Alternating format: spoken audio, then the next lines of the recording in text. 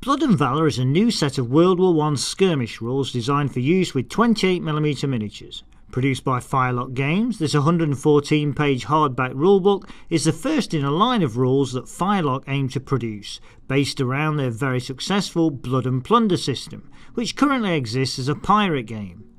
Blood and Valor is clearly divided into 3 separate sections: the game rules, the army lists and scenarios.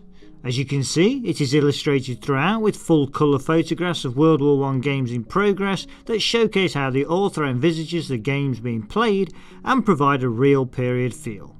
Ideally, the game is designed to be played on a 3-foot by 3-foot board with no more than 25 to 40 miniatures a side, although bigger games are possible, making it at the larger end of the skirmish game market. Models are based individually for casualty removal, but operate in small squads of about 4 men. The book begins with a contents page and some guidelines on what dice and tools you require for the game, for those new to wargaming. The basic rules are then outlined. These are accompanied by colour diagrams that illustrate concepts such as facing or moving to help the reader understand the trickier rules, which always helps avoid confusion. Straight away we are introduced to an innovative new system for determining the order of play. Each army generates a number of initiative points every turn, based on how many command stands and standard units it has in its force. At the beginning of each round, players place a token on the table with the number of initiative points they want to bid recorded on it. Both players reveal their tokens simultaneously, with the winner moving one of their units first. When both players have moved one unit, they bid again to steal the initiative and move their unit first in the next round. When all units have moved, the turns end. Players have a limited number of initiative points to bid each turn and so have to spread their bids. But equally they cannot blow all their points on the first round and have nothing left for the others. As armies take casualties, the number of initiative points they generate is reduced, which in turn reduces their ability to seize the initiative. This is certainly a fun way of keeping all players engaged in the game and creating uncertainty about the order in which units will move. Next come the rules for movement, firing and melee combat, which will be familiar to most wargamers. This is a D10 system, with each figure in a unit generating firing dice depending on what weapon he is armed with. A rifle, for example, generates 1d10 for firing, whilst a HMG has 8d10. Every unit rolls a number of d10 generated to hit, with a target score of 6 required, plus or minus modifiers. Units hit by long-range fire or close combat get a saving throw. Individual figures are removed when killed, and units suffer fatigue points for every hit, whether casualties are caused or not.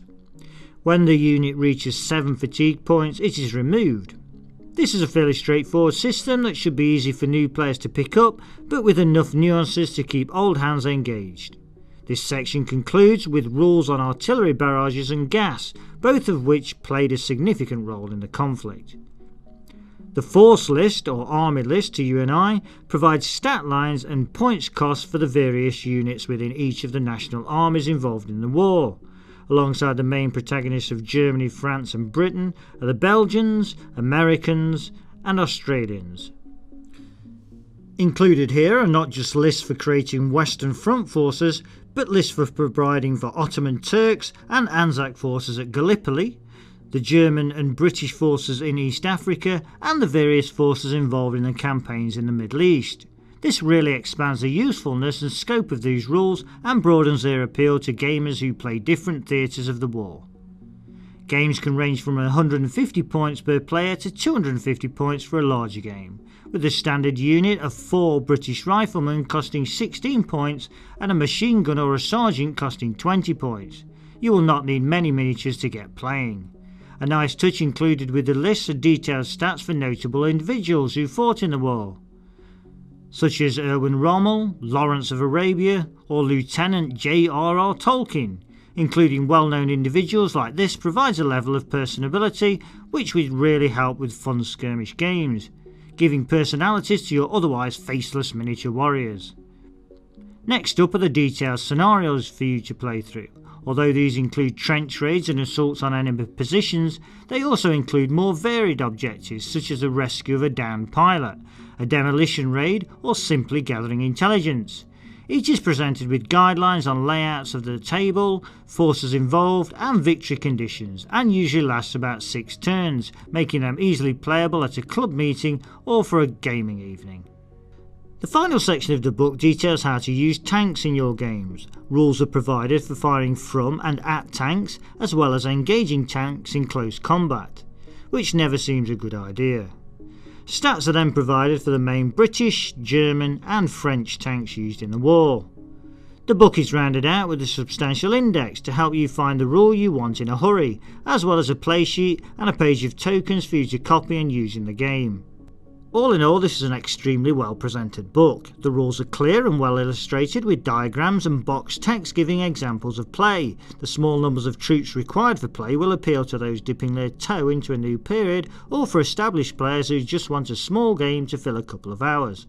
Extending their scope to cover not only Europe but Africa, Turkey and the Middle East really is a great idea, which will no doubt extend their use to all World War I players and not just those with an interest in the Western Front. If skirmish gaming in World War I is something you're interested in, these rules are definitely worth a look.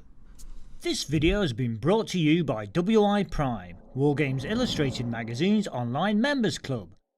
View more videos or find out more about WI Prime by following these links.